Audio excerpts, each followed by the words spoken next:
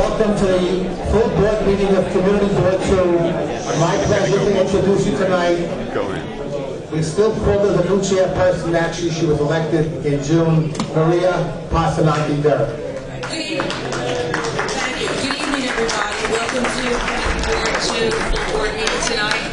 We're going to immediately get to work and start the public session. I'm going to call 3 speakers at a time. Quiet, please. I'm going to call 3 speakers at a time. Will the 3 speakers please go up to the front of the room so that each successive speaker can follow the previous one. Each speaker will have 2 minutes. First speaker tonight is David Lehman from NYU. Second is John Richter. Third is Andrew Berman. Thanks. I'm David Lehman from New York University, and I have the happy task of inviting everyone to the 15th annual Children's Halloween Parade on the 31st. Everyone will gather at 3 o'clock at the Washington Square Arch. It's co-sponsored by Community Board 2 and New York University, and a great time will be had by all. So please show up on the 31st at the Arch at 3 p.m. Thanks. The speaker is John Richter, followed by Andrew Berman. Thank you. Good evening. My name is John Ricker. I am New York City Controller William C. Thompson Jr.'s representative to Community Board 2. Just wanted to make people aware that I've put the Controller's community update on the table out front, as well as his flyer from his Citizens Action Committee. If you know of any case of waste, fraud, or mismanagement in New York City, please give us a call. You can give me a call at the Controller's office. My number is 212-669-3668, or Controller's Citizens Action Center, which is 212-669-3916. Thank you. Next speaker is Andrew Berman, followed by Greg Levine, followed by Jicky Sheeny.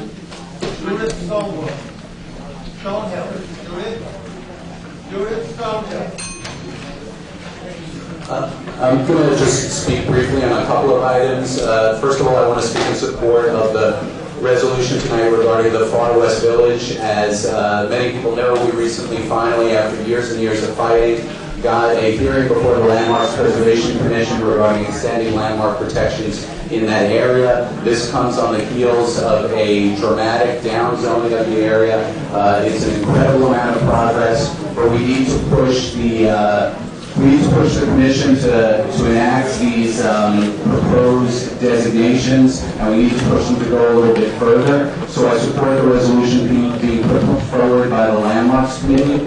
I also want to support another resolution being put forward by the Landmarks Committee, which is regarding the potential threat to the tunnel garage at Broome and Thompson Street, which is a wonderful old building that faces the threat of demolition as per proposed development pursuant to a BSA variance. I also want to make the board and the community aware that right now we are engaged in a fight following the rezoning of the Far West Village, which the board very much helped to make happen, that there are a couple of developers who started their construction before the rezoning was passed.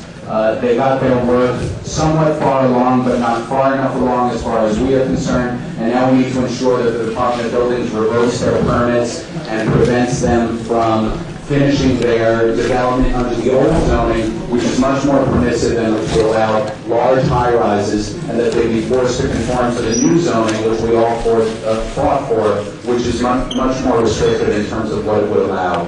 Finally, regarding Washington Square Park, I just want to say that I know that there's a diversity of opinions about this. I know there's a resolution on the floor tonight.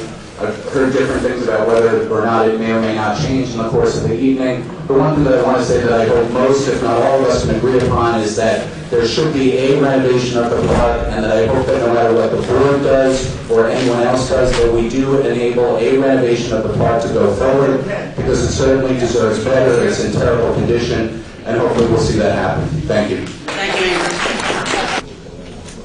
All right, we're done. I'd like to proceed with the 2 big issues. Will the 2 people who have been collecting the speakers' cards for the park issue come to the front, please? 2 people. You have the 4 speakers? 3. Okay, where's the rest of the park?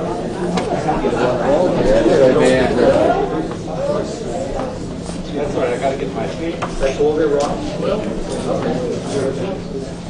Okay.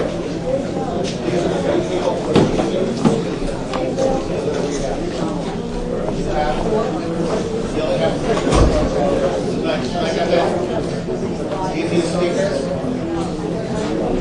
1, 2, 3, 4. All right. Okay. Where are the rest of the cards? They have to introduce. Three people will be speaking against the resolution are Anne Marie Sumner, Gil Horowitz, and S. Barron. Also against the resolution is Anne Marie Sumner. Thank you for coming.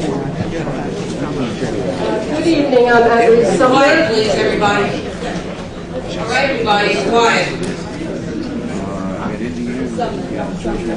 I'm Anne Marie Sumner of the Washington Square Association, and I would like to read for the record Jane Stewart Polchek's letter to Arthur Schwartz.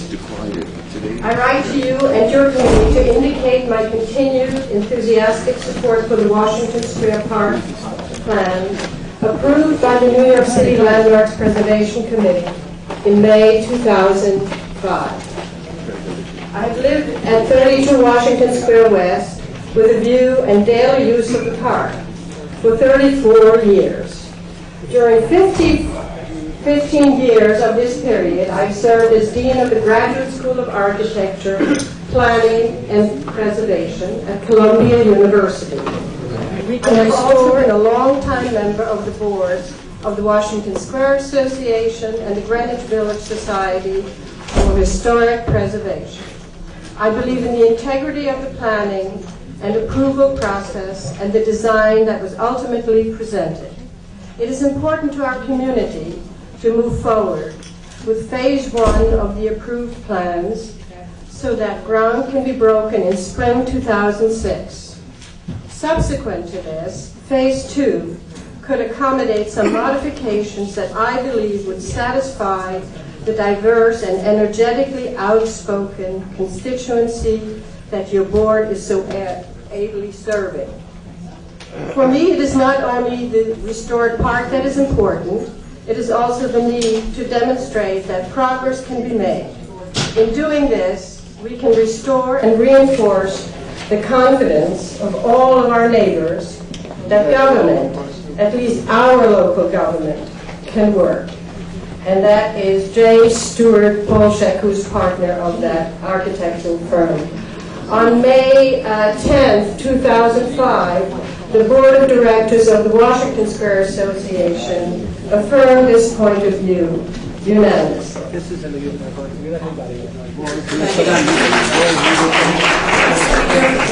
Next speaker is Commissioner William Castro, Parks Department. Good evening, Commissioner. Thank you very much. I'm here to say that the resolution that was passed last April guided us in our work with Councilman Gerson. And after a number of months of working on this with the councilman, we came to an agreement which was reported on at 2 Parks Committees ago and then again at the last Parks Committee. And we believe that the best way to proceed with this project is to work as we did in response to that resolution by the board. We reported back in a substantial agreement with both Councilman Gerson and Councilmember Quinn. We believe that if we're going to get the park renovated and we're going to make a difference and get it done starting this spring, that we need to move forward. And we respectfully request that the board pass a resolution in support in some form as the original resolution that was passed in April, the one they asked us to respond to, and which we believe we did. It's very important, folks, to get it moving now so we don't jeopardize it in the future. Thank you very much.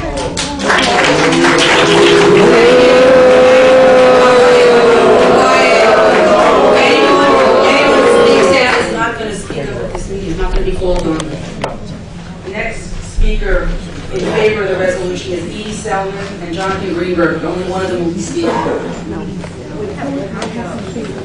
No, one speaker, one demonstrative evidence.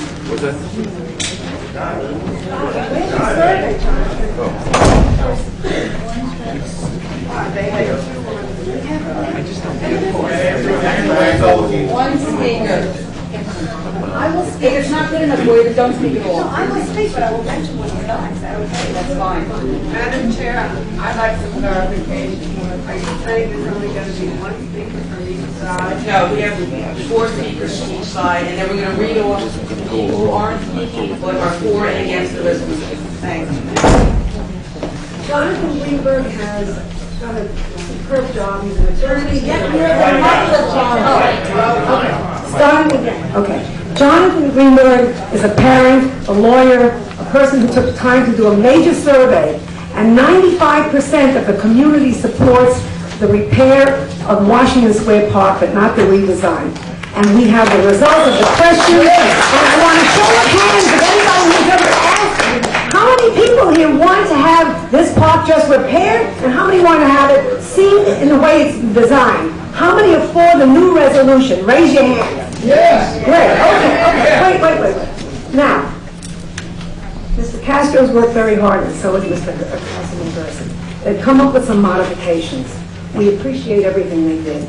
What we're talking about now is the key element, which is the fountain and the central plaza. That really cannot be changed because that is antithetical to the history, to the design, and the use. We have that information now. I have 7,000 signatures on petitions. All I have are facts and evidence. Say whatever else you want. The people have spoken. That's all I have.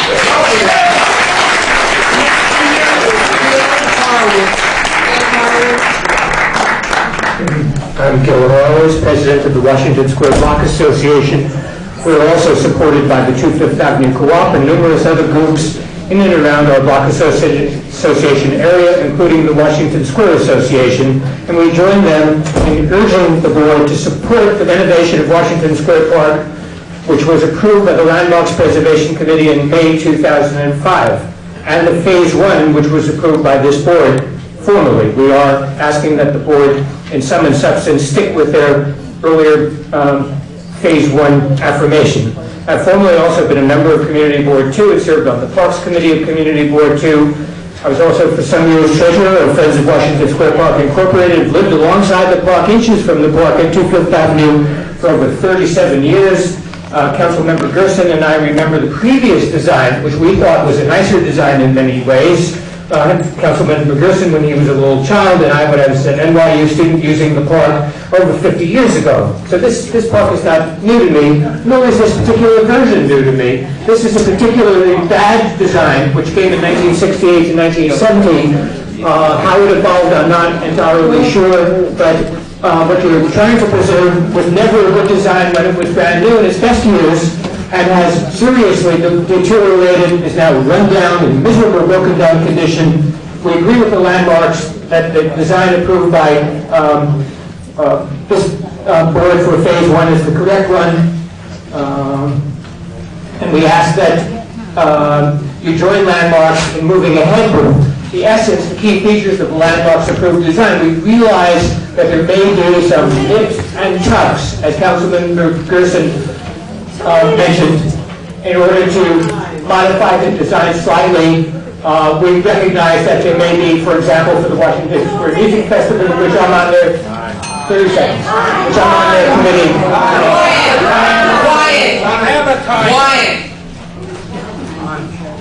To make slight modifications, but basically we support the Volantis design passed by landmarks, and we hope the board does too. Thank you.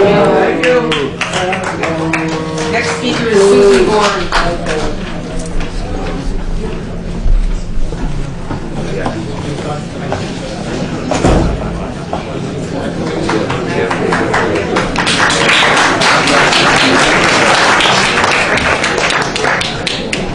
At the Parks meeting on October 6th, after following this process for nearly a year, I spoke about the park as a visible symbol of the community, how it is in every guidebook in America and across the world, and how this park serves as an economic engine for this community.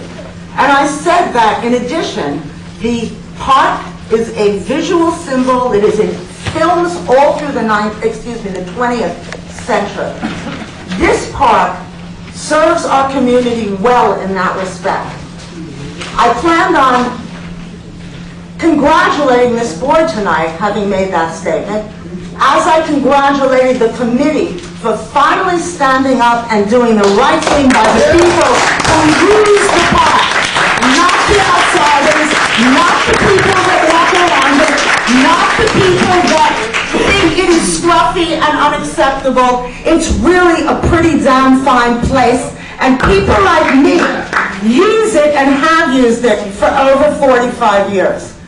Tonight, however, instead of being able to applaud this, I have learned only in the last couple of days that there has been a lobbying effort behind the scenes whereby a resolution would be proposed that would overturn everything that that committee finally achieved when they listened to the neighborhood, the users of the park, the tax-paying citizens who go to the park and use it day after day after day. Not the people in the Hamptons, not the people in the townhouses. Can I have the 30 seconds that go back?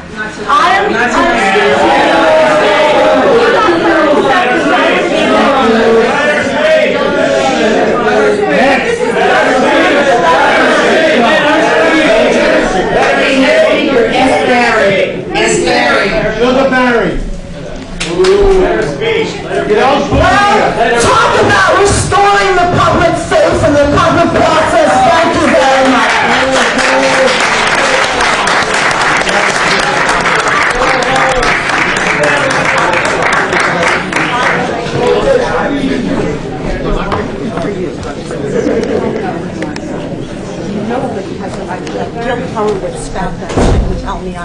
Sorry that you're so angry. One of the reasons I don't attend meetings anymore is because there is such a rowdy, uncivil, and unkind attitude presented. My thoughts on the subject of the redesign of the park is that if we can continue with the compromises the Parks Department has made and continue to work with the neighborhoods as we have been doing, as everyone is trying to do, then I'm for the renovation, and I think we should continue with that discussion and get it done. I remember with the Jefferson Market Library Bell, there was a great hue and cry and wild meetings, and nothing got done, and it was all a hoax. I certainly hope this isn't a hoax, and that's my position.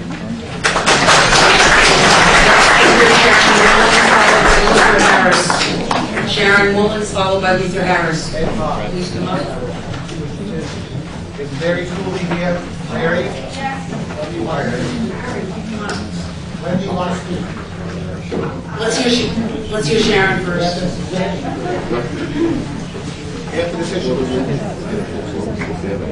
Hi, I'm Sharon Williams, public member of the Parks Committee. I commend Mr. Gerson for his hard work in negotiating with the Parks Department and Mr. Schwartz's astute resolution in response to the community. Although happily voting for Mr. Schwartz's new resolution, there was an important matter not reflected in Council Member Gerson's agreement with the Parks Department that I, as a public member and others, raised at the October 6th committee meeting. The Emergency Coalition, Save Washington Square Park, ECHO, obtained a map locating the 3 water mains beneath the park, a 48-inch, 36, and a 20-inch main, and another smaller pipe from 5th Avenue to the fountain. A sewer pipe runs from east to west across the park. The proposed moving of the fountain, 23 feet, and the 9 feet radius reduction of the plaza, also removal of the cement seating walls, are dangerously close to the mains and could cause a water main break.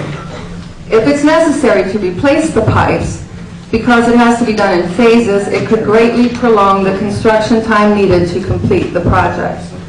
George Aloy, subsurface utilities designer with 35 years experience, assures us there's no engineering reason for moving the fountain, but plenty reason not to. And I'm quoting him.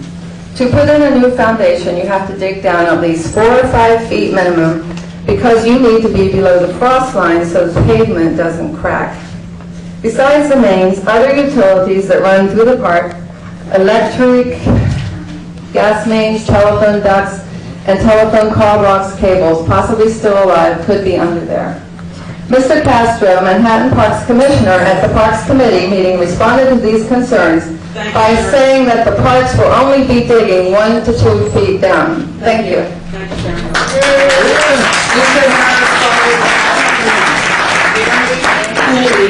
Representative Scott Streeter's office, from Assemblyman Scott Streeter's office. Good evening, folks. I just wanted to emphasize the fact that Yes, be quiet, please, appreciate it. just wanted to emphasize the fact that at this point, all of the evidence for the square is in favor of keeping it as it is. We all hopefully have the parks, four-year NYU study of the square with time-lapse photography that proved that the elements as they are, the fountains, the abutments, the plazas, the statues, all play a role in a visitor's theatrical experience of the square. And we have Professor Richard Sechner, who's the professor of performance studies. He's the expert, not these parks people. He's the expert on what makes a performance space work. He calls what Parks wants to do a crime against New York City. What he says is that by raising that fountain, moving it, it will destroy it as a viable performance space, and that's going to kill tourism. Maybe there are some people here who don't give a damn about tourism and its value to the community, but I care about it. I think most people care about it. I hope you on CB2 who care about the business of this community don't want to hurt over the years the loss of tourism, which is the main thing, and that fountain is the main thing that brings people down here. Thank you.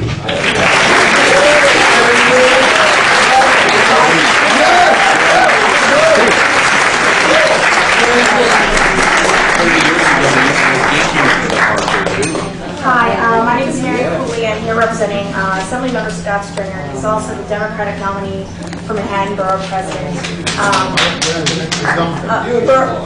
I said Democratic nominee for Manhattan Borough President. And I'm just here to introduce myself. I know that there's a lot of diverse opinions about the park tonight.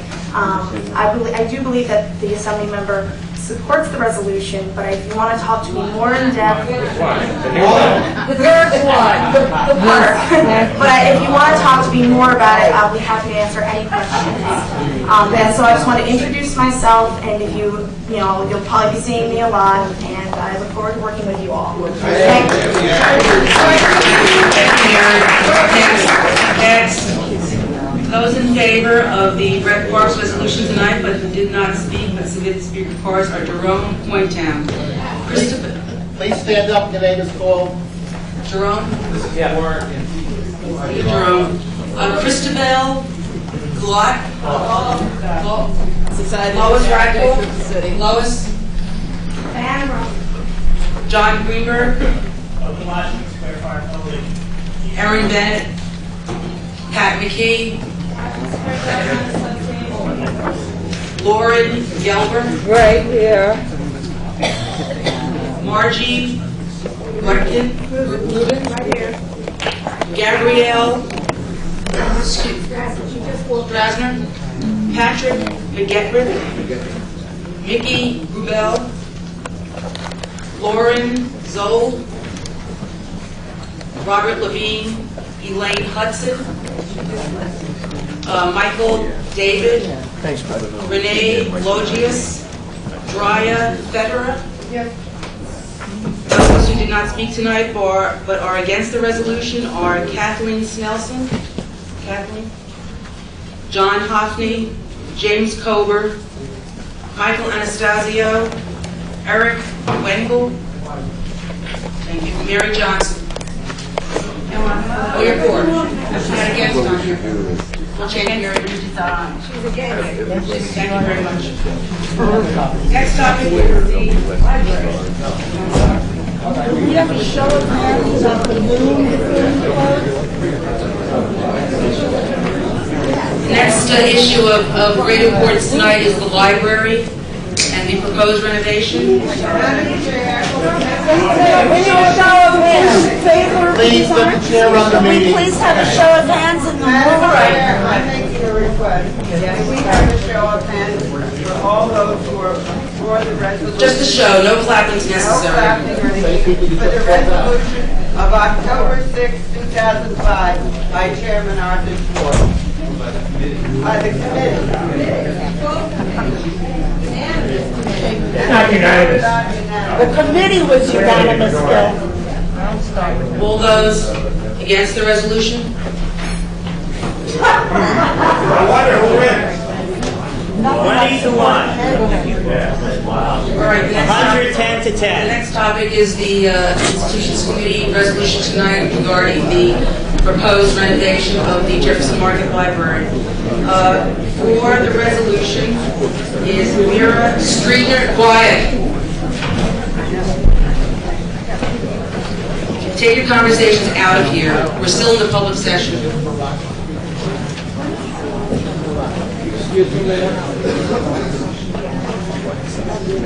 Oh, yeah. Can I ask you, if this is such a, I've been going to a lot of these meetings. I know you're a new family now. If this is such a contentious issue, why is it shut off at this point? If so many We more have a very limited people. time tonight. You very long agenda. Thank you. Good evening. My name is Vera Streeter, and I'm a school librarian. We have lots of reports to go over. Please leave quietly so we can continue. Okay, to temporarily interrupt our program to welcome Councilmember Allen Griffin.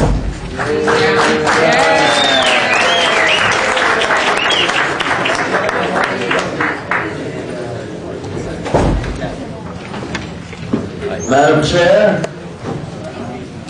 good evening one and all.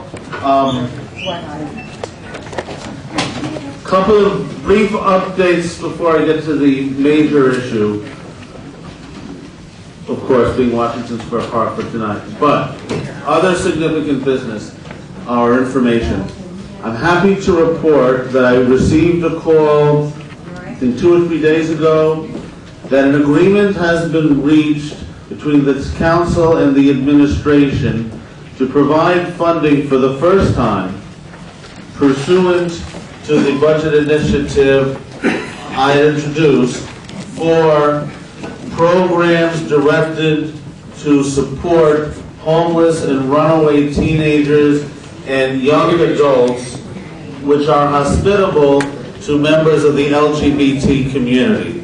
Previously, the only shelter and support residents, the only support and transitional, the only emergency and transitional residences provided by the City of New York for that age group were all provided by one provider for the entire city, which does a great job for many kids, but which was reported to not be hospitable and not do a great job for many other kids, including young people of this community. And for the first time now, we will begin providing the humanitarian support which these young people deserve. And I start with this because the origination of this comes from Community Board 2's work of the Youth Committee and the Homeless Youth Task Force, and Steve Ashkenazi, who does what I usually do, speaking on the cell phone at these. No, please. I want to give you credit. I can't resist.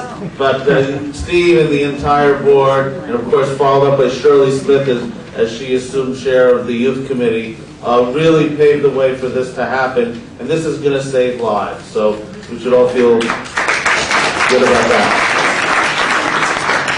Okay. Another life-saving initiative is about to begin in Council District number 1, and that is the availability of free installation of grab bars in the bathroom for people who are over, I believe the age is 62, up and down between 62 or 65, or people with who have special physical conditions who would need such grab bars. The information will be promulgated within the next few weeks. This is a model program which I hope will lead to a citywide effort along the lines of years ago when we installed the window guards to prevent children from falling. These grab bars, the experts tell us, are life-saving, certainly mobility-saving and health-saving devices which will make a big difference. They're both preventative for people who are fine, but they will prevent falls, and they're ameliorative for those people who suffer from any number of situations or conditions. So, Madam Chair, we'll get you the information, and also the board can assist in promulgating that. Two other just points of information. As many of you know, there's going to be a major reconstruction of Houston Street from the Bowery West, including starting with major underground reconstruction and replacement of water mains, and then a reconfiguration of the street. Due in large part to the great leadership of your Transportation Committee Chair, Brad Hoylman, we were able to change many facets of the original plan so that it better suits the community. We didn't get everything we wanted, but we got a lot. Session. There will be a week from tonight. At the at 6:30, Mr. Riley has the flyer. At the Center for Architecture on LaGuardia Place, a lot of questions as to how this will impact on businesses, on residents, the timetable.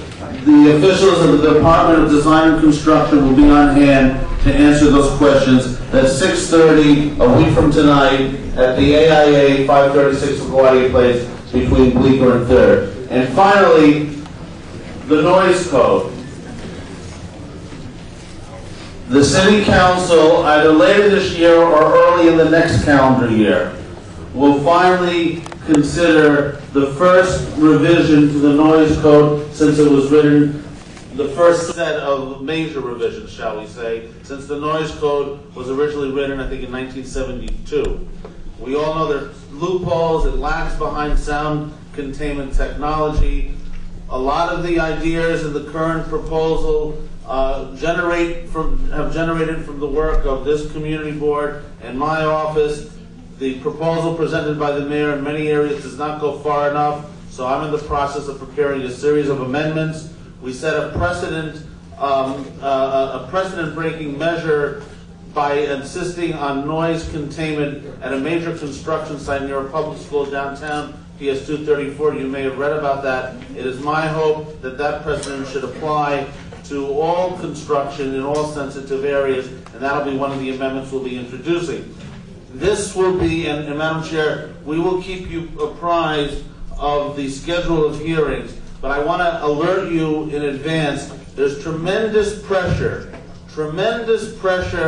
by certain parts, I would say the irresponsible parts of several industries to scuttle the noise code. Folks who just want to get away with making as much noise as they want without without having to deal with state-of-the-art technology. So there's going to be tremendous pressure exerted on my colleagues in the council to weaken or scuttle the revisions altogether. In order to counter that pressure, it's going to be critical that communities who are concerned about noise containment make your voices heard and show up at hearings and make a lot of noise about reducing noise.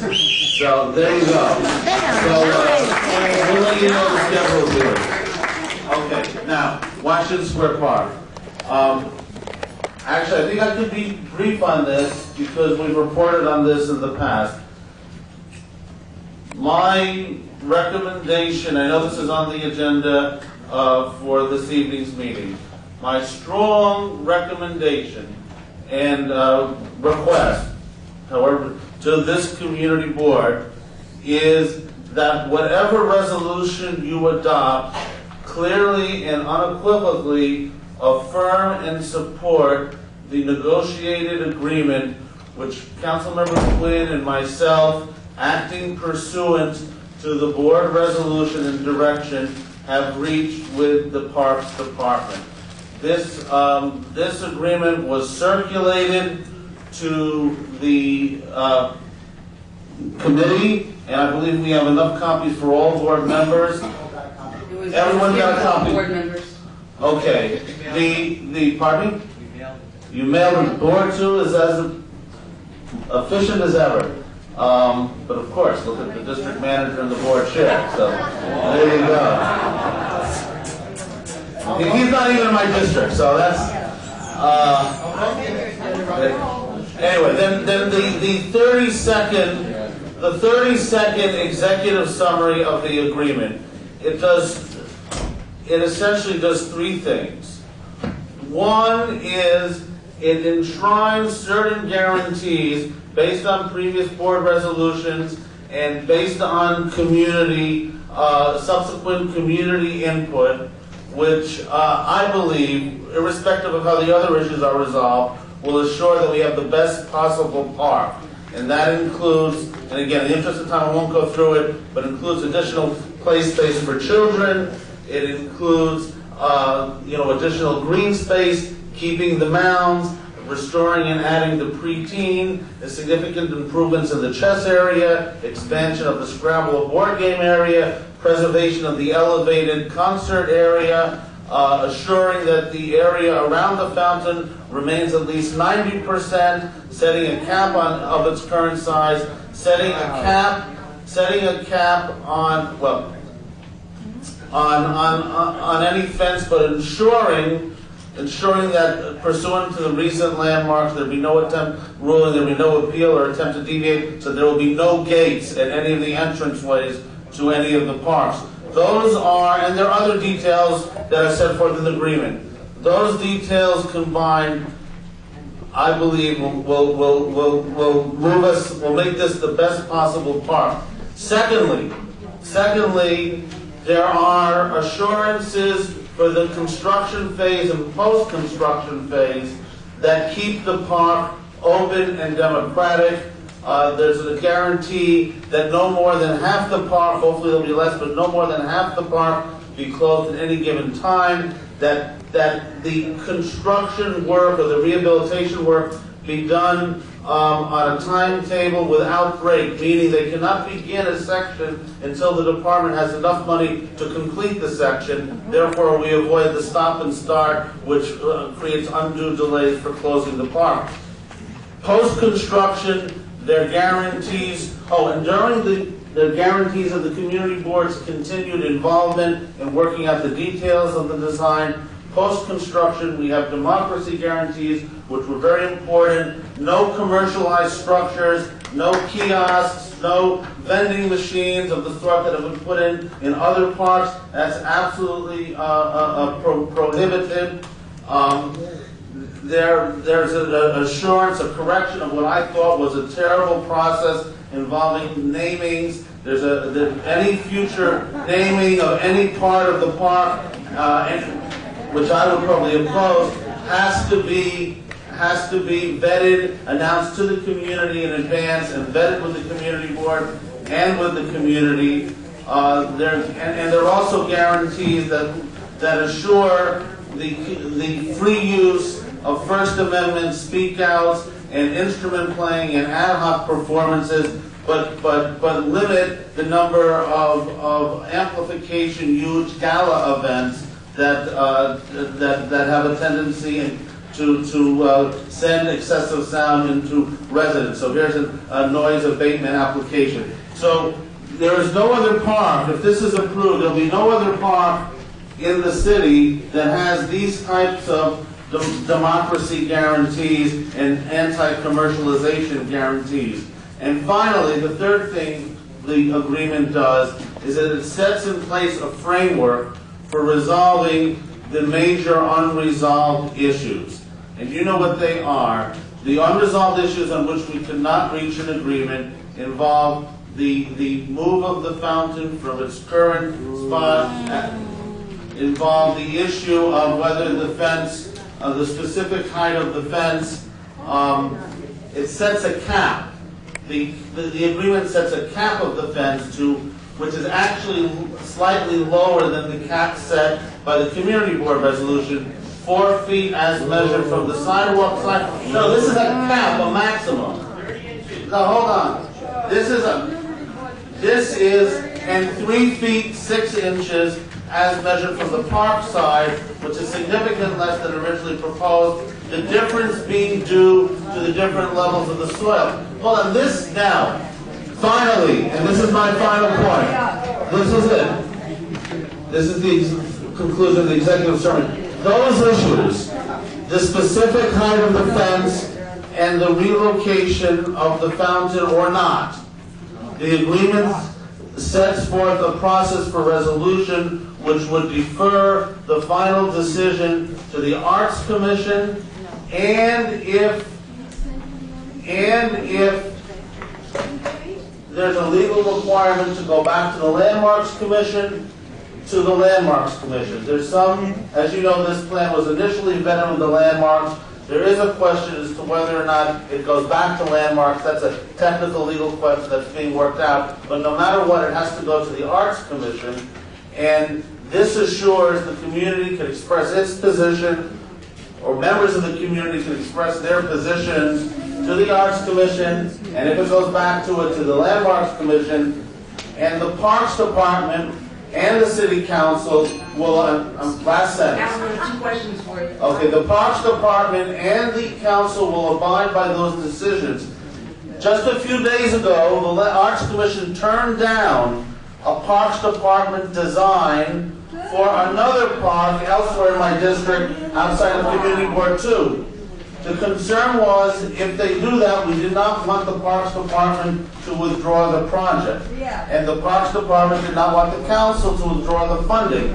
So this commits us to go forward with the project and respect the final determinations of the Arts Commission. I believe that is the best, most community-friendly process for resolving these issues. The Community Board certainly will have every opportunity to register its viewpoint on those particular issues and to make its viewpoint known before the commission or commission. But this is, I recommend to you this process, and that concludes my executive summary. We have 2 questions.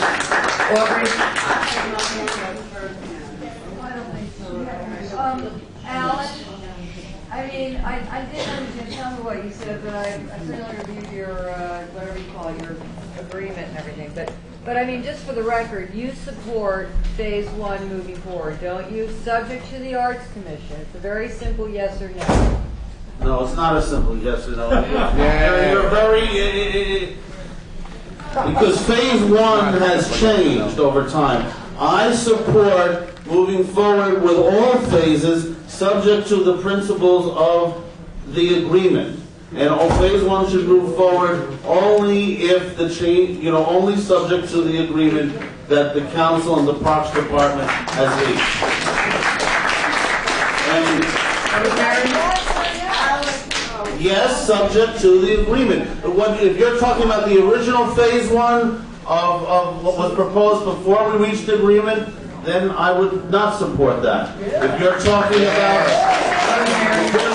the Phase 1 as modified by the agreement and subject to working out all the unresolved issues in the way I said, then yes, I do support it.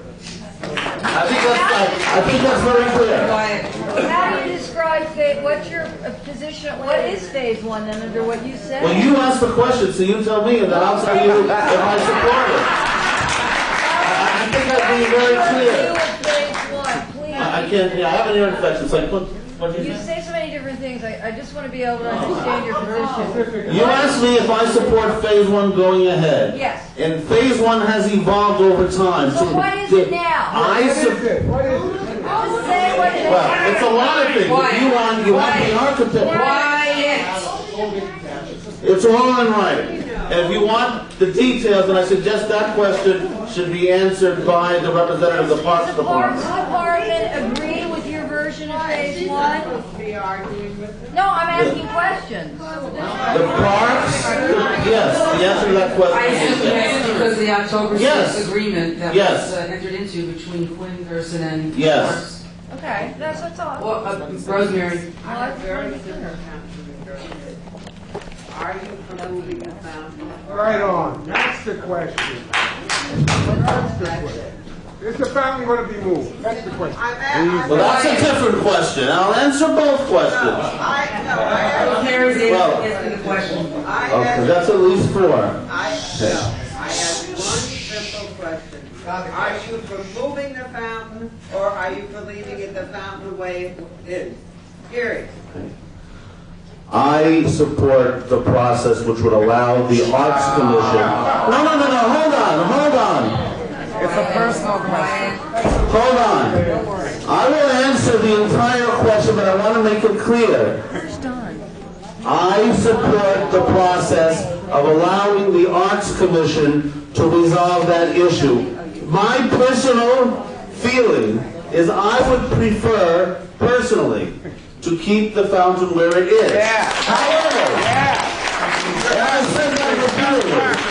However, you did not elect Alan Gerson to be a park designer. You did not elect Alan Gerson for his understanding of the nuances of park aesthetics. You elected me to assure that to assure that a process is put in place which assures the best possible outcome and resolution for the community purposes and needs. And I believe that in this case, the best possible outcome would be to have a process which allows the Parks Department project to move forward and allows the Arts Commission to hear all the evidence and hear all the viewpoints, including everyone's personal viewpoints and any viewpoint which the community board may or may not choose to express, and then bind the Parks Department to abide by that outcome and bind City Council funding to remain irrespective of that outcome, because if we don't follow that process, then I think you will have the worst possible outcome in terms of the overall park needs. And I think that's as clear as can be. The public doesn't want the fountain moved. Well, I've heard different viewpoints from the public. As a member of your council district, I vote for you all the time. It's my understanding that you... Have you become a registered Democrat, William? No, I couldn't resist that. I couldn't resist that. I know. It's on the way. You know I love it. The people that utilize it are the ones that count. See, that's the problem I'm up against. You never use the park, so obviously most of the people in here don't use the park. No, it's not arguing, it's a difference of opinion. Why do you want to move? What does that mean? You mean it's less community friendly? That is what I said, but I also said, because if you're going to reiterate half of what I said, you should reiterate all of what I said, and that is, again, if you ever saw my work in mechanical drafting years ago, you would not want to rely on me for kind of designer aesthetic decisions. I think the Arts Commission is an independent body that has a sense of history, a sense of aesthetics, and has proven itself to listen to communities. It's not a mayoral agency. It is not beholden to the mayor, and therefore I think to get the whole thing going, the best outcome is to defer that decision to Alan, them. any other questions for you, Bob? Alan, how do you avoid the corruption? Quiet, only board members speak. Quiet. I'll leave. How do you avoid the corruption, the payoffs? How do you avoid that? You know that. Only board members speak. Thank you. I'm happy to answer your question after. Ask him a question in the hall. Thank you. It seems to me there's a lot of different issues here. When one thing will have an opinion on one side or another. Correct. Do they personally want the fountain moved or left where it is? Do they personally want a fence or no fence or a certain height of fence? For the life of me, I can't understand why anybody would want to keep the mounds. And I'd like to hear what what's your rationale for that particular? There are two short points. One is, I hope you could imagine why some people would keep the mounds, because this community board's resolution explicitly asked and demanded that the mounds be kept. That's in your resolution. That's one of the conditions that is part of your resolution. So, in part, I do try to be informed by, out of respect, out of the resolutions for this board, from this board. But secondly, I have heard convincing input from parents and from children. I know there's a difference of opinion on that, and there's a lot, but there seem to me to be enough children and parents who have proven that they enjoy the mounds, enjoy running up and down. There is something about, you know, having, not having an entirely flat park. I think the original design was too flat, if you will. And I think elevation is a good thing. But to answer that question, what convinced me, we had testimony, and I sit on the Parks Committee of the City Council. Well, two things convinced me. One, Eliza Nichols. But secondly, we heard testimony on a park design for Union Square Park. And the folks from that community specifically asked that the hills be kept or be included in the park design for Union Square. And then that kind of dawned on me that not everybody, but there are a lot of kids and a lot of people who enjoy running up and down hill, and I think that'll make it children friendly. But I certainly, you know, don't think we can agree and disagree on that issue and agree that the overall park design will be a good thing. Thank you very much.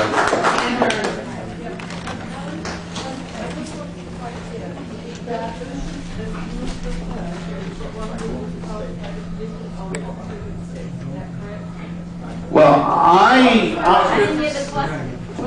no, the question, yeah, but it's not one I can answer because one, I haven't seen the alternative resolution.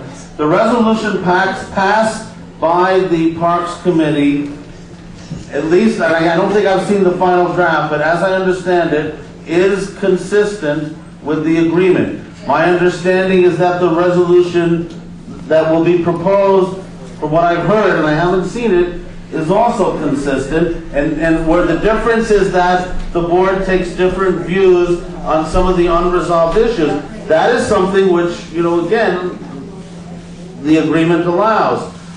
I think what is absolutely critical is that any resolution passed by the board clearly and unequivocally affirm the agreement, its stipulations, and its processes, even if you don't like, Bob, every particular one. And I got to tell you, you know, an agreement is a compromise. There are a few things here which, you know, I don't particularly like, but that's the nature of an agreement. And I think it was an agreement. I'll conclude this up.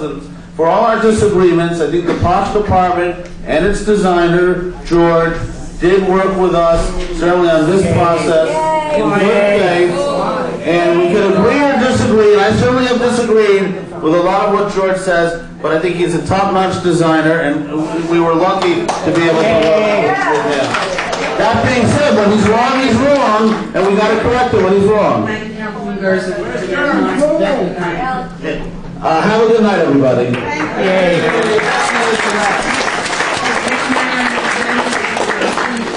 The adoption of the agenda, do I hear a motion to adopt the agenda? Second.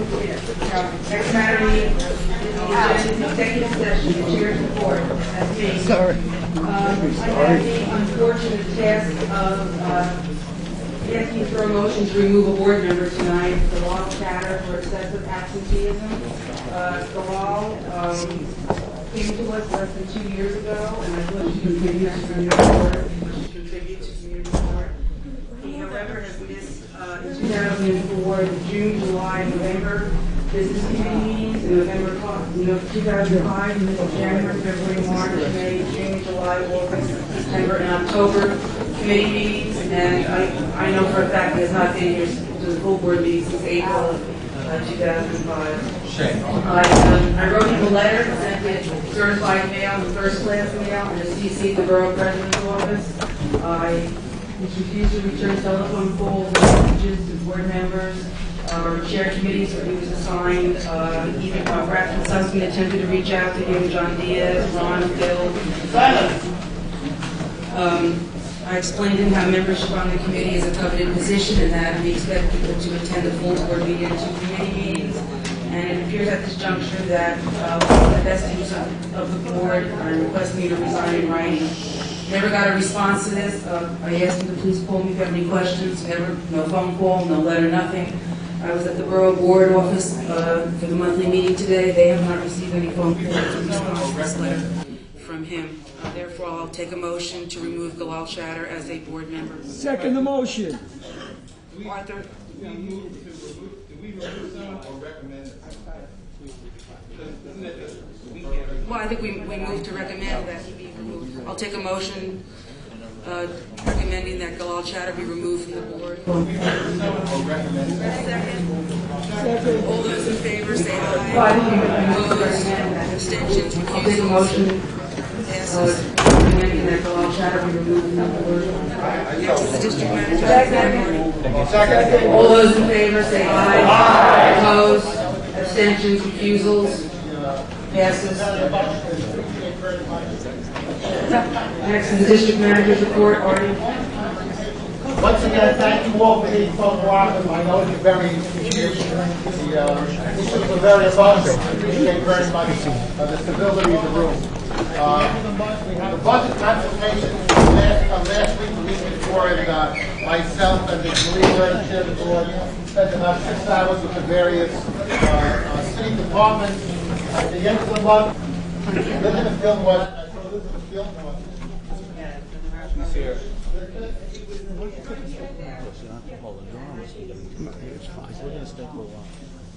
I figured that.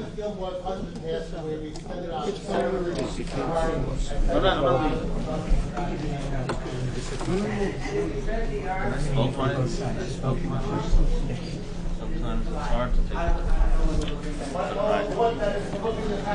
Okay, Alan, according to your resolution, there's one part that was a little... Mine was a mutual agreement. Only one part, that's pretty good. Yeah, well, I'm following this. No, my resolution is an agreement, and don't forget, agreement was not mine, it was a mutual agreement, so it comes from all sorts of yes. Right. But does it make the Arts Commission the exclusive agency that has jurisdiction over the position of the fountain? Okay. Or does Arts and landmarks combined, and that's not... Good question. And this is why it may be confusing, that's not really a function of the agreement. That's a function of the law, in that nothing can be changed unless those two bodies approve it. The question is, if they approve, the Parks Department has the recourse basically to withdraw the whole project, or not approve. The Parks Department, at the end of the day, has the authority to spend the money or not to spend the money on the overall project. And if they spend the money in the overall project that in any way touches the part that was subject to any Arts Commission and Landmarks jurisdiction, they have to abide by those rulings. My concern, and I think a very serious community concern, was that we not allow the Parks Department to withdraw the project or put it on hold for some future Arts Commission if this Arts Commission rules against them. That's the concern. I understand, but hypothetically, I guess what I'm saying is if the Art Commission did one rule, does landmarks can they overturn that? They both have to agree. They're separate bodies, and actually, it's a good question. What would happen if they ruled in opposite ways? I think that's a good legal question to which I don't have the answer. But my understanding is that for any change to be made on an item where they have overlapping jurisdiction, they both have to concur. Okay. All right, cool. I'm going to call you, and I hope you'll sit down, please. Yeah, sure. Sure. Okay, cool. I think that. And you are with? CB2's position. Another stylist.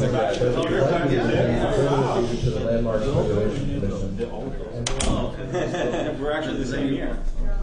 In response to extensive community sentiment. 3. CB2 reaffirms its belief that the park is in disrepair and is in need of major overhaul. 4. CB2 joins the Fine Arts Federation in opposing the moving of the fountain and asks that the Arts Commission and the Landmarks Commission take note of CB2's position. 5. CB2 reconsiders and further modifies its April 21, 2005 resolution to the extent that A. CB2 opposes the plan to elevate the area surrounding the fountain to street level. B. CB2 opposes a reduction in size of the Park Central Plaza. C, CB2 opposes the placement of a fence around the park any higher than 30 inches above sidewalk level, and the placement of a fence around the park which is not open and delicate. D, CB2 supports the creation of a preteen play area in addition to the mounds area.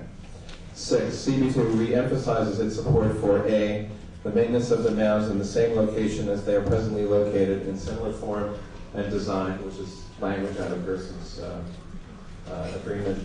B, the renovation of a small dog run and a large dog run, and C, the maintenance of a performance space. 7, CB2 also emphasizes its support for the creation of an ongoing Washington Square Park task force with representatives and or designees of CB2, the elected officials, that should be, in whose districts the park is located, and individuals designated by those elected officials, the Washington Square Parks Council and the Washington Square Park Association. 8, CB2 further emphasizes its support for the requirement negotiated by council members Quinn and Gerson requiring that CB2 be consulted in advance of any further namings within the park. 9, CB2 further emphasizes its support for council member Gerson's and Quinn's efforts to preserve and expand accessibility to the park and its playgrounds for children and adults with disabilities. 10, CB2 further calls for the expeditious completion of the permit process by the Parks Department, the Landmarks Commission, and the Arts Commission so that construction can begin as soon as possible, no later than spring 2006, so the disruption of community use can be held to a minimum amount of time. 11, CB2 further implores the City Council to not only maintain its present funding for the plan, but to increase its funding for this project. And that was adopted 6 board members for and none against, 8 public members for and none against. Any discussion? I second this. Any discussion? Madam Chair, Cheryl, I wanted to just briefly speak to the resolution to the before Shirley makes her motion. Yeah, well, it's the committee solution, not my resolution. I've been on this board since 1991. It's amazing at 52, I'm the fourth most senior person on this board, yeah.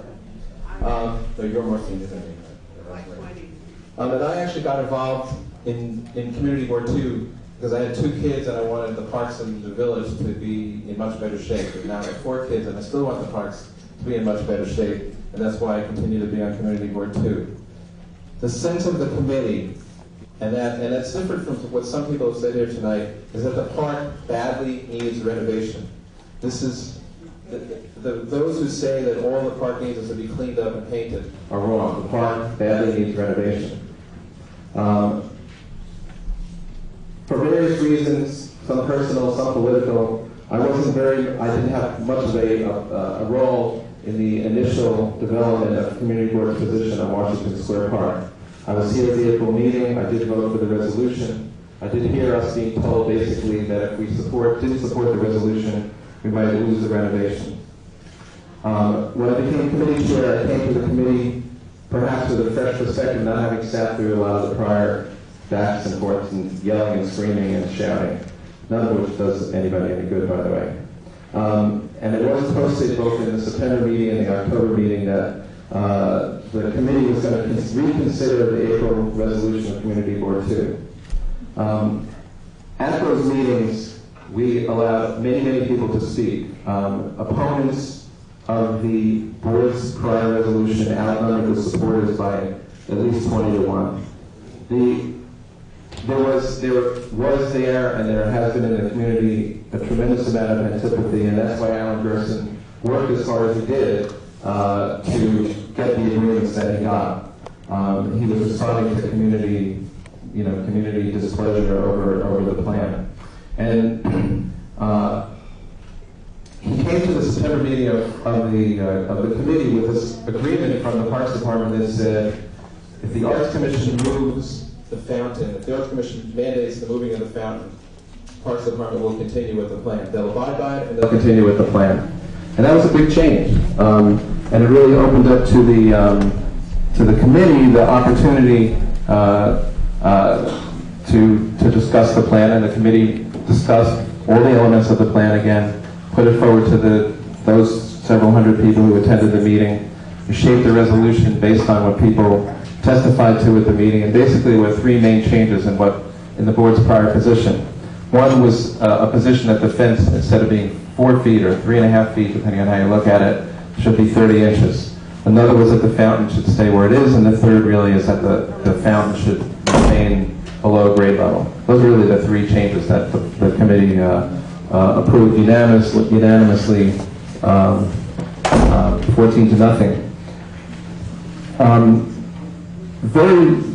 It was our sense that these changes could cause some delay if the park department decided to follow the community board's recommendations, which it doesn't have to do. And it would cost, it's very clear, it would cost the Parks Department extra money. There is no reason to believe, however, that the funding would disappear if the board changed its position on these things. There's no reason to believe that the renovation would not occur. And the board has to consider its role, and that it has to do two things. It has to act responsibly within the framework of what the community needs, and it has to reflect the community. Our committee, I think that night when we voted 14-0 in favor of this resolution, felt that we were doing that. There's going to be an opportunity to reconsider that here tonight, whether it's to vote on the resolution that the committee adopted or a substitute resolution that's proposed. I do hope that I think everybody here should respect each other. Everybody here wants this community to have better parks and better playgrounds and more space and get it done as quickly and rapidly as possible. And it's in that spirit that I turn the mic back to you, Chair.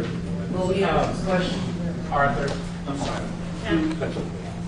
To what extent, and it seems to be the crux of the issue, is to what extent is this in favor of a renovation as opposed to a redesign of the park? I think from what I've been hearing tonight and what I've heard, and I've sat through all of this because I've been on the board now for almost 8 years, that the park needs definitely a lot of repair and what you call renovation. But to what extent does it really need to be redesigned? Well, to some extent, that's one of the issues, because putting new walkways, putting new flowers, putting new, replacing the pipe rail fence with chain link fence or whatever, with chain, excuse me, not chain link, no chain link. Those are renovations, right? Changing where the fountain is, changing the level of the grade, changing the size of the plaza, that's redesign. So that's really, to some extent, what some of the fighting is over, whether it should stay like it is and just be repaired greatly, which is renovation, or whether it should be renovated and redesigned. Shirley, your question? Yeah, I just wanted to say I'll be thankful. I wasn't quite cleared up tonight. Shirley, you have a question? Yes, I don't have a question. Okay. I have Any further discussion? substitute resolution that Judy Paul put together. And we did this basically because we were approached by so many people who wanted to go forward. Do you want to come to the podium and read it? Sure. Yeah.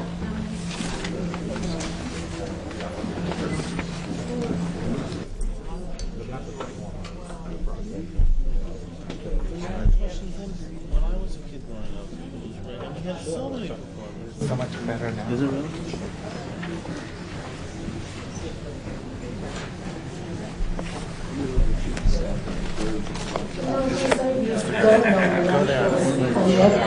I'm a member of the Parks Committee. I was not there the night that the resolution was adopted.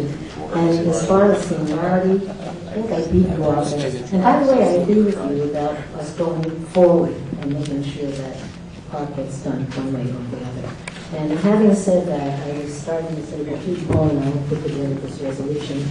And we did it in response to the many, many people who approached us and want to go forward, I guess, is in my opinion, with the phase 1 plan that was approved by the community board in April.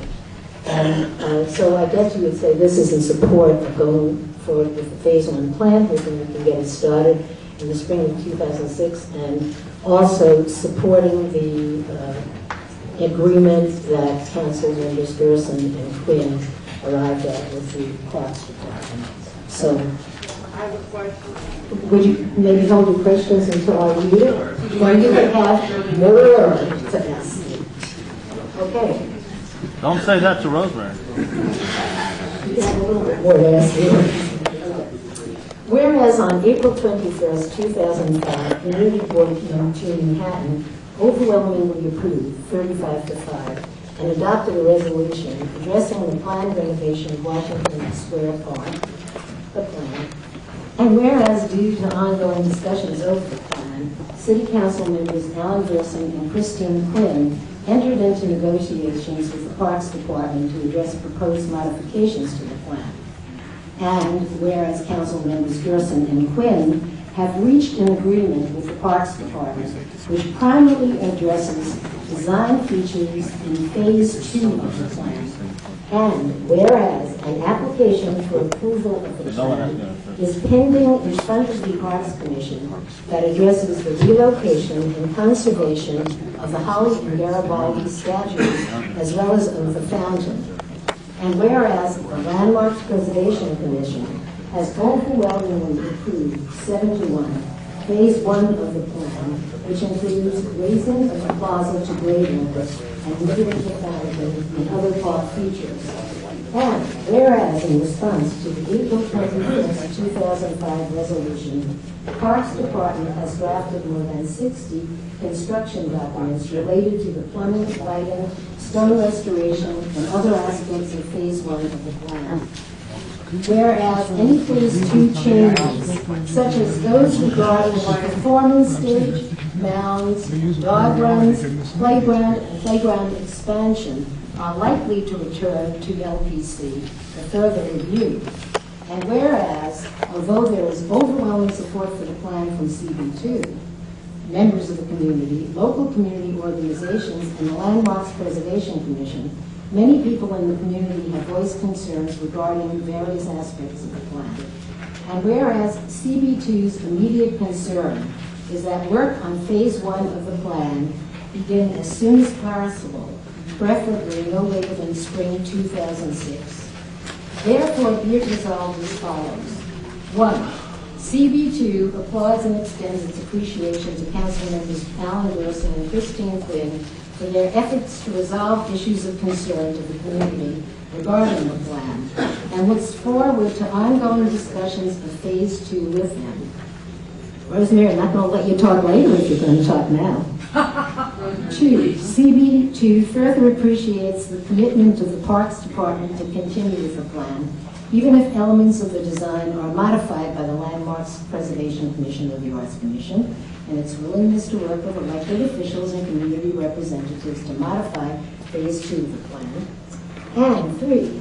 CB2 reaffirms its position as stated in the April 21st, 2005 resolution to approve, in quotes, to approve the start of work on Phase 1 as is in the plans presented to the board, end quote. And 4. CB2 calls for the expeditious completion of the permit process by the Parks Department, Landmarks Commission, and Arts Commission so that construction can begin on Phase 1 no later than spring 2006. And 5. CB2 supports the agreement negotiated by Council members Gerson and Quinn with the Parks Department and outlined on October 6, 2005 regarding A permanently elevated concert stage, B, design of large and small dog runs, C, fence height, D, younger and older children's playgrounds, E, gaming areas, F, salvaging all healthy trees presently within the park, replacing any trees lost as a result of renovation and not lessening the amount of flowers. G, providing access for children and adults with disabilities. H, prioritizing renovation of bathroom facilities. I, highlighting the park's history. J, reducing permits for commercial events and those with amplified sound. K, consultation with CB2 and council members when namings in the park are sought. L, renovation process. M, representation of CB2 and council members in the conservancy established. And N, creation of the Washington Square Park Task Force with representatives and or designees of CB2, as Alpha had said, the elected officials in whose district the park is located, and individuals designated by those elected officials, the Washington Square Park Council, and the Washington Square Association. CB2 further recommends that all Phase 2 issues of the plan be set aside and reserved for further discussion during the Phase 1 construction process, so that adequate time, full disclosure of all documents, and a dialogue among the community can take place. Any discussion among the board members? Or would you accept this as a friendly amendment? I can't. Shirley, you make a motion? Brad's over here. Well, there are people that are, yes. Right. I'm seconding it. There's no opposition to that? Let's hear the opposition to it. Please be quiet. Excuse me, it's parliamentarian. Oh, call it to my ass. You're screwing the people. Leave right now. Don't come back.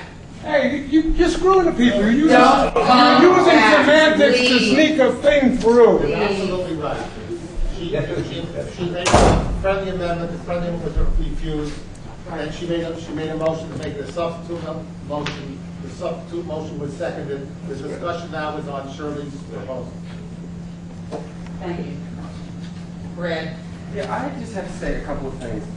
First, I'm really concerned, although I appreciate your effort and Arthur's effort, that both resolutions undermine the agreement that Councilmembers Person and Quinn have negotiated with the Parks Department. Because there are parts of both agreements are inconsistent with what they've negotiated with the Parks. And secondly, frankly, if I remember the Parks Department, I need a cadre of lawyers to figure out what community board is actually supporting at this point. So I really feel strongly that this board should simply pass a resolution affirming Councilmember Gerson's and Councilmember Quinn's agreement with the Parks at this point in time. Secondly, I'd like to say, although again, I appreciate Shirley's efforts, this community has been yanked back and forth for over a year over this plan. And there have been plenty of public meetings and many opportunities to speak. What does bother me, Shirley, is that there wasn't community input into this resolution. And I know a lot of folks who came to that last meeting that Arthur chaired, there was unanimous consent, feel a little shortchanged that tonight they're getting a different resolution.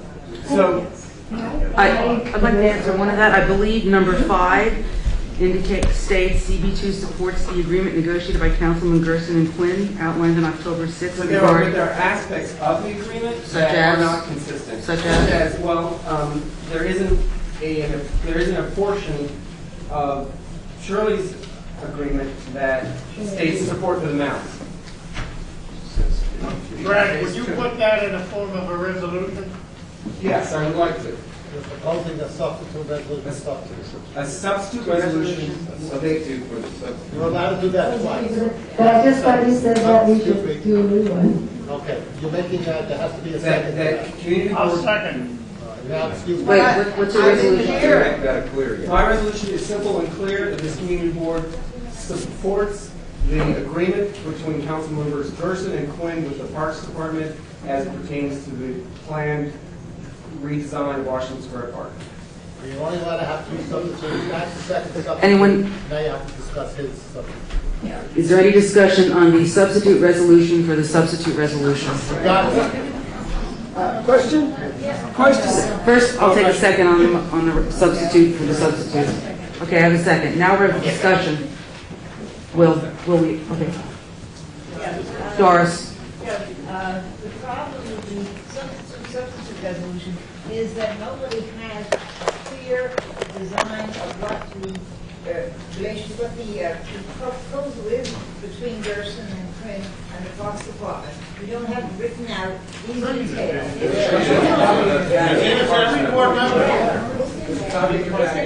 More detail than you could want. It was mailed a copy of the April resolution, Arthur's Parks resolution, and the October 6th agreement was mailed to every board member.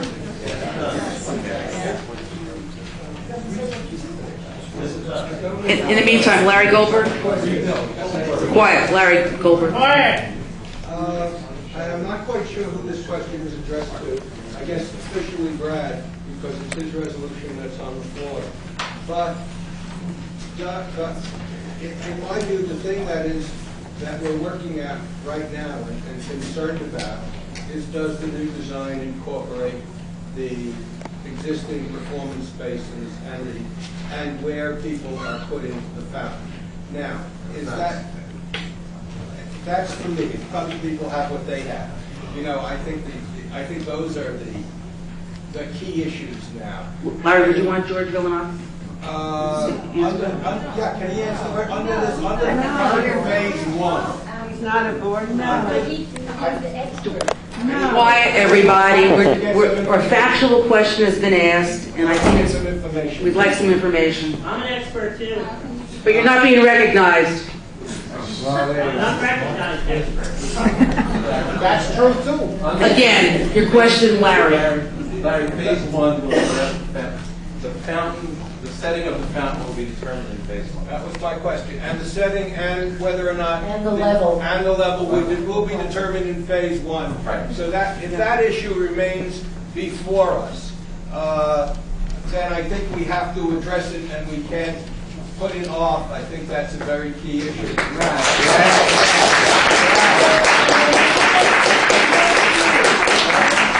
Mary, can I just say something? As a matter of fact, if you've listened carefully, the spirit of this resolution is, okay, the spirit, well, you have it in front of you too, but the spirit of this resolution is to address the phase one issue so that we can go forward and complete phase one while working out whatever else remains of phase two. That is the philosophy behind this. As somebody who has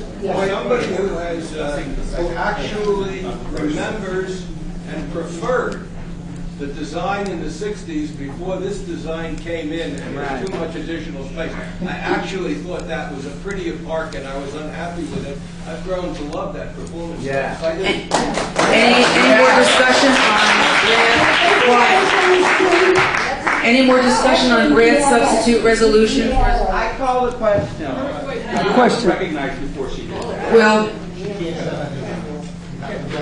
But the question I have, Brad, on your substitute resolution, the reaffirmation is strictly just for the agreement between council members Gerson and Quinn and the Parks Department. Do you also wish to reaffirm the board's resolution of earlier this year, back in, I believe, April or May? No, because as Councilman Person stated, there have been changes to phase one of the project, and this is an evolving process. So therefore, I think Councilmember Person's new agreement incorporates a lot of the concerns that have been expressed by this community. Then basically what your resolution would do, I want to understand what his resolution would do, is that it would basically use the agreement between the two council members in the Parks Department as the basis for going forward. Yes. And that it would be it. Yes, indeed. But we would still have the resolution from earlier this year. Is there any part of that you're aware of that's in conflict with the agreement? No. In fact, Gerson and Quinn used that as a basis to draft this agreement. Well, I was involved before but that they also used community input to move it toward a position that... Okay, I just want to understand what we're going to be voting on before we vote. That's not exactly accurate, because as the prior resolution stood, there are aspects in that prior resolution. For example, the board didn't object to the location of the fountain. Alan's and Christine's agreement doesn't discuss the location of the fountain. It simply says if the Arts Commission says move it, the project will go forward. So the board's prior position, the lawyer here, the board's prior position on that would be the board's continue to be. Point of information, I think inadvertently you did it twice. I just want to make it clear. It's not if the Arts Commission says move it goes forward. It's if the Arts Commission says not to move it or to move it. Either way, the project goes forward. Because the Arts Commission could very well just, we don't know what the Arts Commission is going to decide. And that's an important point. Brad? Aubrey? Excuse me, Brad has made a motion, I seconded it, and I'd like to see a vote on it. But wait, Are you addressing grant substitute resolution, Aubrey? Because Brad, you said, I want to be clear, how has phase one changed since April to now? George? Well, I know, but I assume that George, you want to ask George? No, he can't speak. Yes, he can. Yes, he can. Quiet. Because I really want to straight answer, how is phase one evolved and changed from April to today? Yes, George. Please speak. By the community board back in April 21st, and from the Landmarks Commission in May, we completed contract documents that are complete. That is relocating the fountain as discussed, and raising the sunken plaza as approved by the Landmarks Commission, and doing the Northwest project, which also includes the relocation of the Holly. All that is phase one. And Phase two is everything else. But so, has any, my question is, and this is what I agree with what you're saying, but my question is, has anything changed in phase one? Because Alan suggested it evolved, the president evolved. Has anything changed since April? Yeah, in April, we had presented a higher fence, and that fence was brought back to 4 feet and 3'6" in the park. At the Landmarks Commission, it was a 4'4" fence, and probably a 3'10" on the inside of the park. So what? So there was like a change in the height of the fence. What? A change in the height of the fence. Lowering the fence. Okay, so it's basically the same thing we approved in April. Right, basically the same thing you approved now is basically what you're talking about. Okay, so that's the answer. Nothing has changed except the fence. No matter how many configurations you want to say, it hasn't changed. We will have to go back to the Landmarks Commission. Shirley? I would just like to again point to one, that the substitute resolution that I put before you has reference to the April resolution, phase one, and reiterating our approval. And also acknowledges that this will be subject to Arts Commission determination. It says it right in the resolution. Aubrey? So that basically, in a way, it approves the fence at the height that council members Quinn and Gerson have. So it also incorporates that change in phase one. Right. So it addresses all the changes, which is one from the agreement in phase one, and asks to go ahead with phase one. Okay, thanks for your I mean, I think a couple things need to be said and clarified and reiterated. One, in Quiet. Oh, please. Quiet. Excuse me, Aubrey has the floor. And I'm actually... Be quiet. Quiet. I'm actually curious. Okay, in April, this board approved, like 6 months ago, the resolution 35-5. Okay, that's like 40 people were here. We had numerous public meetings. There are always... Quiet. There are always... Quiet. There is always opposition to anything in Greenwich Village. The same opposition that occurred in the past over the winter and all the hearings, meetings, and individual meetings that George had. We had special meetings with the dog run community. It's the same people, it's the same objections. Nothing has changed, and I haven't heard one single thing. I haven't heard Quiet. I haven't heard one. You know, this is I haven't the heard. This is the filibuster. And should be recognized. Excuse me, this is wrong. You're not supposed to shout out like this is England or this really Parliament. Everybody here has a chance to say something, and the more you shout out, you defeat your own side, whichever side it is, and it's not right. Not by the rule of three. Thank you. There are many people, there are new members on the board, and that's why I think it's important to make sure that the facts are actually set forth in an accurate way. So when we approved this, and for some of the new board members may not know, but when we approved it, most of the board members had come to the meeting. I'm sorry, Arthur, for whatever personal, political, I don't know what that means, didn't come. Okay? But everyone else did come. Everyone on the board approved it. Okay?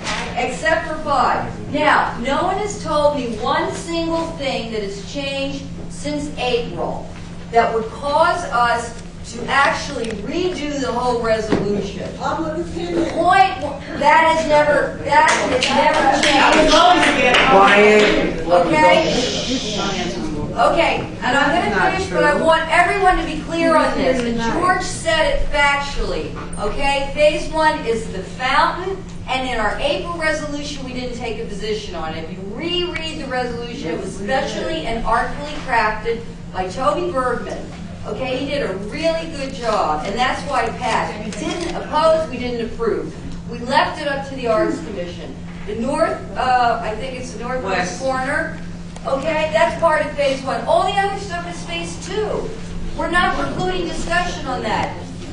And Shirley's resolution and Judy's resolution incorporate Alan Gerson's. Arthur misspoke when he said that Alan Gerson, in response to community opposition, started negotiations with the Parks Department.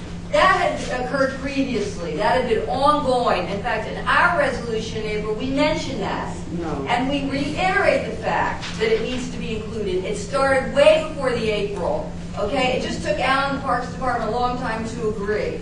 All right? Now, I really, which is fine. I really hope this committee supports Shirley's resolution. It makes sense. It's dealing with phase 1. It's not going to preclude any other discussions, but we need to move forward. We really do.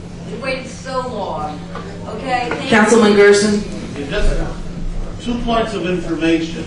They really are points of information. One is there have been material changes to phase 1 in this agreement. George mentioned one, probably what most of you would regard as the most significant, and that is the lowering of the height of the fence. That's a material change. Secondly, there was a material expansion of the area around the fountain. The original plan proposed a greater reduction. This requires that it be kept at least, to be more, that at least at 90%. That's more than the original plan would have provided. And thirdly, and there probably are some other details, and thirdly, the requirement, and I say this neutrally because we don't know if this Parks Department will be the same, as of the Parks Department in a few months or not.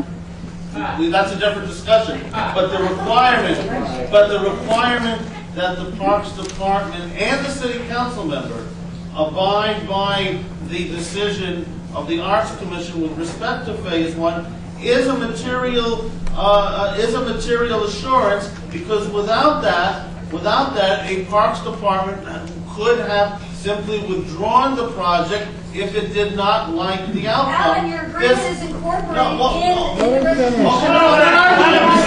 Quiet. Okay, and the other point of information, Seth, I'm not arguing, I'm just clarifying, so everyone, not everyone has the expertise that you do. Anyway, secondly, I know this agreement does not, from the standpoint of the assurance of the process, to separate out phase 1 from phase 2. And there's a very important reason for that, and this should not be lost. And that is because, keep in mind, the context of this agreement was City Council capital funding. Once we commit capital funding for one part of a project, unless there's a major financial cataclysm, we're not going to withdraw funding for the entire project. Therefore, it was important to get in place at the beginning certain parameters and processes which deal with both phases. So, for example, there's certain parts of the agreement which do pertain to phase 2. Bob asked about one, the mounds. But if we didn't get this in now with this agreement, we would have lost our opportunity because of the funding process on the council. So I'm just pointing out. I'm not arguing against it. I'm just for clarification. Out of order. Will, call the question. Second. Call the question. Second. Okay.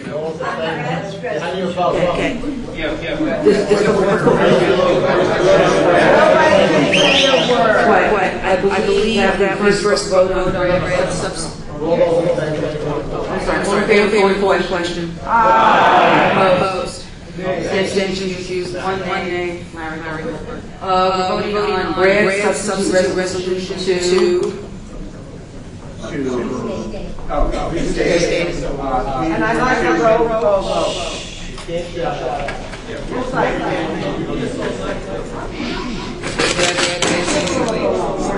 Listen, quiet.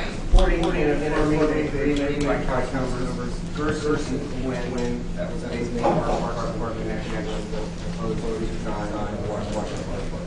That's the whole part. That's And challenging the entire resolution. All those in favor, say aye. Aye. Opposed? No. Abstentions? Roll call. Subsidiary resolutions get voted on first. Subsidiary resolutions get voted first. His wins, it's over. His loses.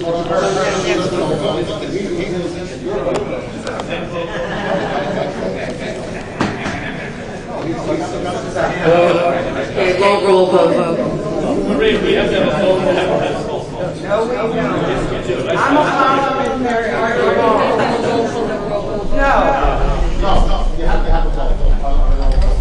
All those in favor of roll call vote?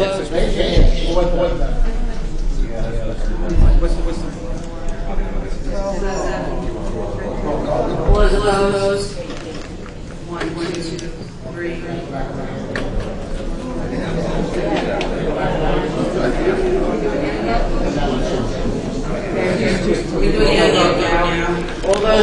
All those in favor of Brad's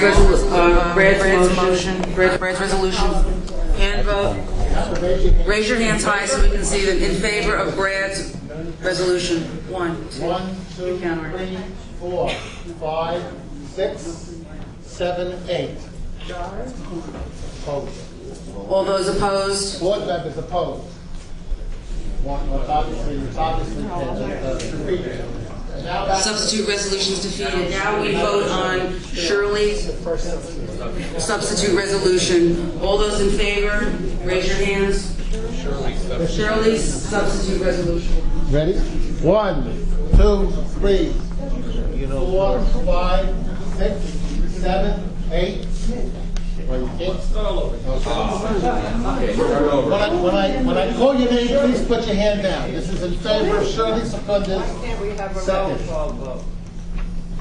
1, 2, 3, 4, 5, 6. Put your hand down, please. 7, 8, 9, 10, 11, 12, 13, 14, 15, 16, 17, 18.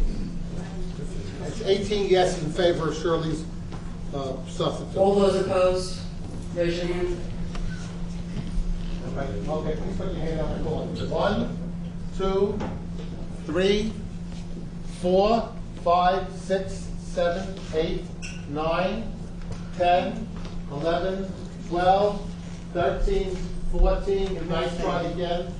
14. Shirley's is abstention. Abstentions. Okay, 15. Abstentions. Nobody recused it. One abstention, Mark Rosenwasser. It passes 18, 15. All right, you go, girl. Next standing member is Justice John Diaz. John. It was also important to say that. Awesome.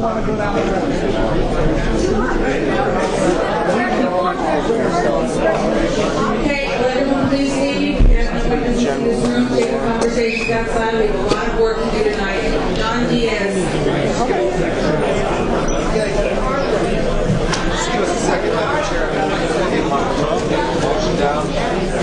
Thumbs up. How are you? Good. I'm Matthew Grace from The Observer. How are you feeling about the vote? Good? Absolutely. Move forward. So you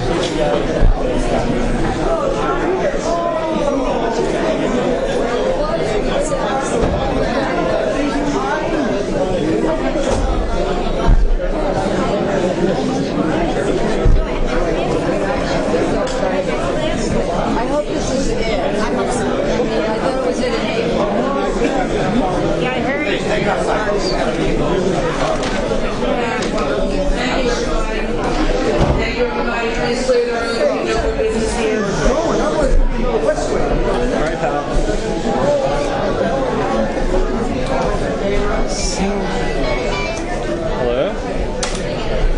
Aye. More than you.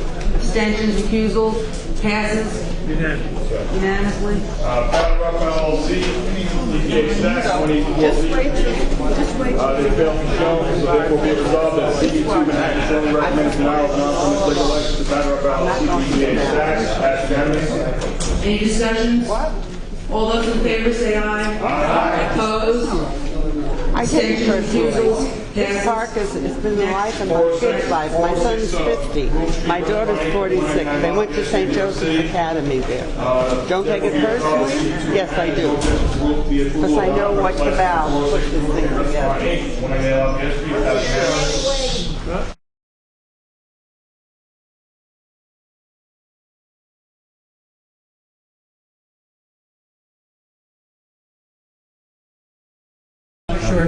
Follow? The board is the board. The board can do anything it wants. Anything they want. Anything. So you can come down a resolution saying you're in favor of closing the screens. And the 14 committee members voted in favor of it. The board says, no, we wanted yellow. It's the full 50 people that passed, not the what do you call it? The full board speaks with the board. In the absence of the board, the chair speaks for the entire board. Then they have to be ratified by the executive. Sometimes the executive committee speaks for the full board. Like in August we do that. But in September the full board has to ratify with the executive. But the full board is the board. You don't have to, you're still more welcome to a copy of the bylaws, but that's the way it works. Okay, thanks. Thank you. That's why even I was talking about believing We'll have to go back to the Landmarks Commission. This is the first time. No, it's clear that the Landmarks Commission. Not phase one. Yes, George said, and I believe he's right, there were sufficient changes that the plan will have to be resubmitted. The change of the fence, the expansion of the area around the circle, those are Audrey's wrong on that. Those are material changes. And they will have to, and George said so himself. I was focused on the majority of this community, 99%, as was attested to by when they raised their hands, just lost by 2 votes the plan that they approve of, which is just to renovate Washington Square Park, not move the fountain and tear it down. We lost by 2 votes because people got confused. But you asked me what happened in there, and when Shirley Sungagunda got up and said people had begged her to write a resolution, when we took the roll call, there were 3 people in the room on her side, and the whole rest of the room supported not moving the fountain, leaving it alone, leaving the fence, just renovating it. But we lost by 2 votes. And 1 vote we had was home, but he had a heart condition. They should have done a roll call. They didn't want to go down. They didn't want to go down with their names listed. I know. And that's why I'm a parliamentarian. I also know you don't have to take a vote on whether to have a roll call. All you have to do is ask for a roll call. Also asking the architect to speak when nobody else could speak. Asking the architect to speak when everybody else got turned down because we were not on the community board. And then he gets to speak even though he's not on the community board. That's not right. I'm a graduate parliamentarian from years ago. You don't need a vote on a roll call. As soon as you ask for a roll call, just watch your Congress of the United States or any. No, that still tells me that they didn't want to put their name to the. They didn't. Yeah, I would have liked to see the community board weigh in on whether the fountain should be moved, whether it should be raised to grade, but I just don't like the whole process. I don't think that it's a constructive process. I don't think that, I'm concerned. I'm not sure that we'll end up with a park that everybody's happy. Maybe we will. I hope so. Everything in the agreement remains standing. It has not been overturned. The agreement has not been overturned. What has been overturned is the prior resolution's additional statement that they, or additional position that they oppose moving the fountain and oppose lowering. So we have That's not a big lost, difference. Yeah, that is a big difference. We have not lost But- what we accomplished at the last board vote, which was a few weeks. Well, you've lost.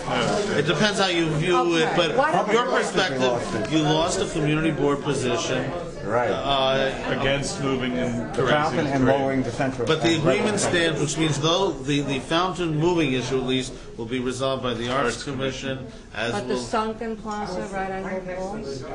the right angle walls are in the agreement, so that's done. Whether it's flat or sunken. No, it's not sunken. No, I said the right angle walls are kept. That was always under the zone.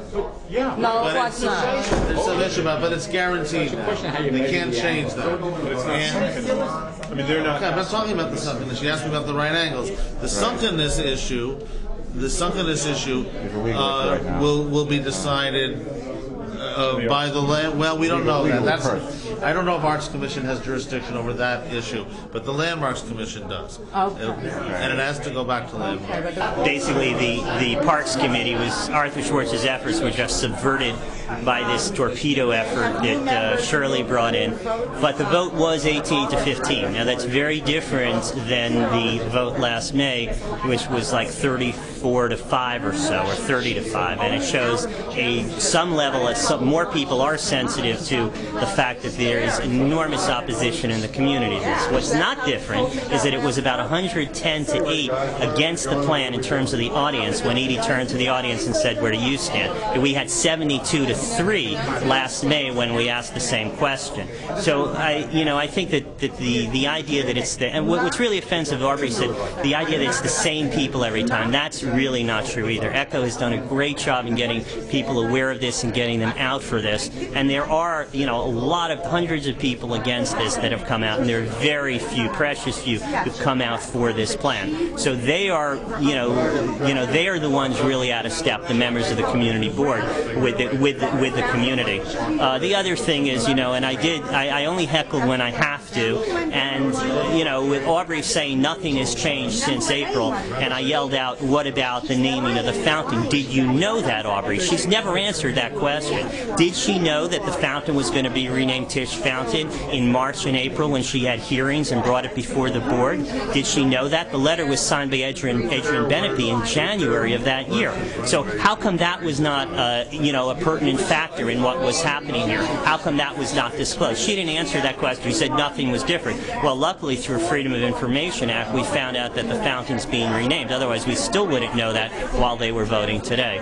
But I think people on the community board are, feeling more a sense of that, that they need to be responsive to the community. I'm just surprised that there are 18 people who are still willing to, support this piece of shit redesign of Washington Square Park.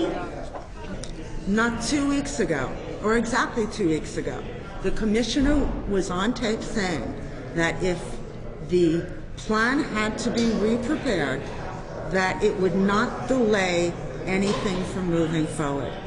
And within 2 weeks' time, he has managed behind the scenes to lobby and to change the entire movement that went in support of the community. And that having been done, it has now been demonstrated once again that they will go to every level to turn down what the neighborhood wants. I said in writing, and I said it at the board, let the public be damned. Here they have lied to people and using the scare tactic of it will take an extra 2 years if we have to redesign it. Even though 2 weeks ago they said that wasn't the case, they have now changed minds. And that we came this close, and that Shirley Secunda could stand up and say, all of these people, and I say all of these people, approached me and said that they were concerned and they wanted things to move forward and this was not right. Where were they tonight is what I would say to Shirley. Inside the Parks Department. They can give advisory opinions, but not... in fact, I recall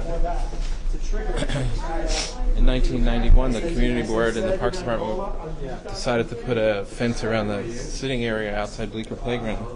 And the Landmarks Commission voted no, and Parks was going to do it anyway. So I'm not even sure that they can stop Parks. It's all advisory. But then the Arts Commission went against the fence, and they couldn't do it because there was a statue in the middle of the area. So it's complicated jurisdictional questions that I'm not sure what the answers are.